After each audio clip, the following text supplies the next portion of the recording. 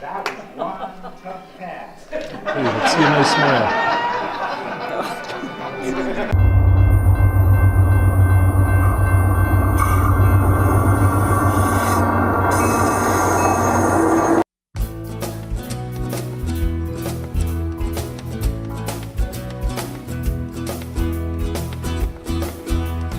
Welcome to another episode of With Jeff.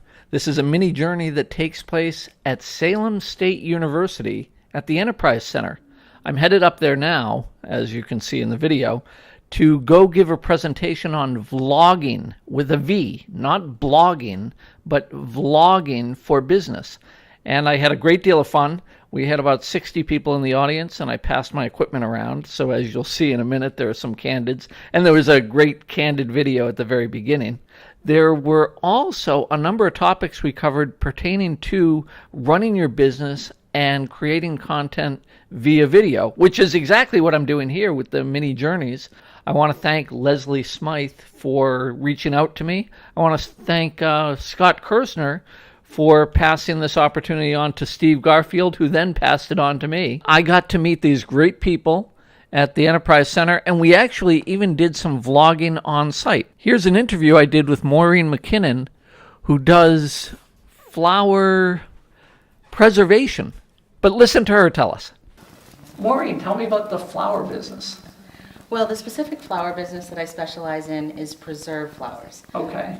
Are these preserved in books, like mashed between pieces of paper? Or? That would be called a pressed flower. Okay. So there are a large variety of different types of flowers that are available in the market today. Some are fresh, some are air dried, which are the crispy kind of fall apart flowers that you might think of from like the 70s and 80s.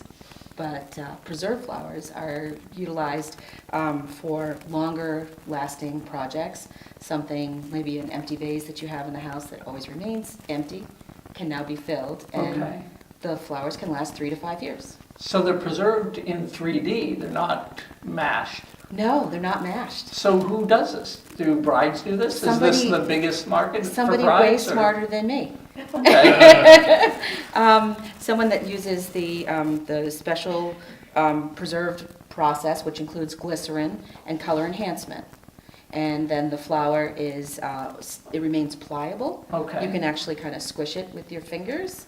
For the most part, it's not crispy and falls apart. They do this for greenery, pods, flowers, all different types of flowers. How long do they last? So 3 to 5 years would be the common length of time that they would last. A lot longer than the 3 to 5 minutes or days that fresh flowers would last. How do you get clients? How do you get the word out that this is what you do? Well, that is why I came to your class, Jeff. Thank you. I came to your class because I want to do more vlogging, and I want to show the how-to videos and the craftsmanship that goes into each design.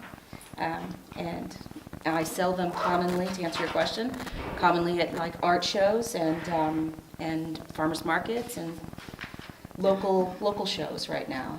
I want to go bigger. What do they cost? If I came to you with a bouquet from Stop and Shop, okay. Is that something you do, or do I have to come from like a Winston's with perfect flowers and the best thing ever? So again, I don't do the preserving. Okay. So I have preserved products, and I will customize it to your choice. For instance, if you love red, we'll make an arrangement that is red. If your mom, for instance, loves yellow, we're going to do a brightly colored yellow arrangement.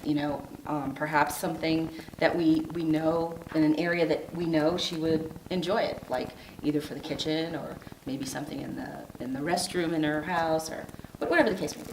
Very cool. How do people get in touch with you? I have 2-3 ways. Well, it would be my cell phone. It would be my Facebook site, which is Permanent Botanicals on Facebook. Okay. And you'll see my work right there. And I also have an Etsy site. Oh, really? Permanent Botanicals at Etsy. Permanent Botanicals. Well, thank you very much for your time. Thank you. Welcome. As I presented to the class, it's as simple as that.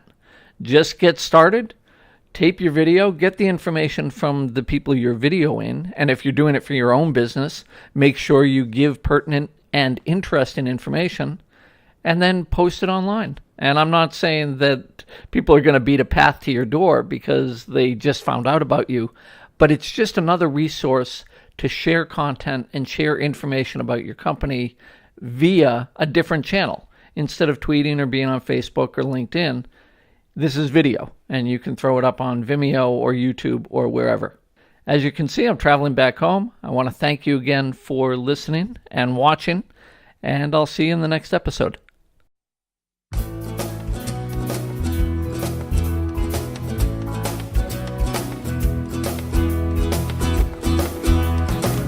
Another day in the city, and 1 month from the phone. Another week on the side streets, another hour alone. I was affected when